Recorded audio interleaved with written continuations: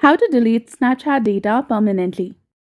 Hi everyone, today we'll be talking about deleting the Snapchat data permanently. So in order to do this, you need to go ahead and delete your Snapchat account. First of all, launch the Snapchat application and make sure that you're logged in with your specific account from where you want to delete the Snapchat data permanently.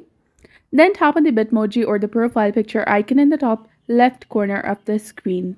After that, tap on the gear icon in the top right, scroll down, and there you will see the option of delete account that is below my reports option. Tap on it. Now here in this page, you need to re-log into your Snapchat account.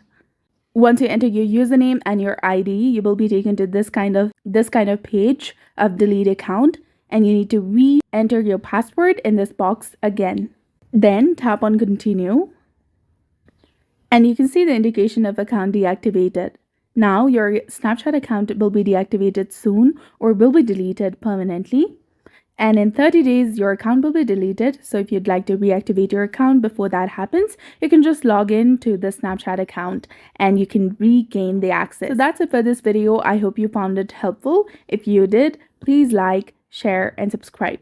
Thanks for watching, and we'll see you again in the next one.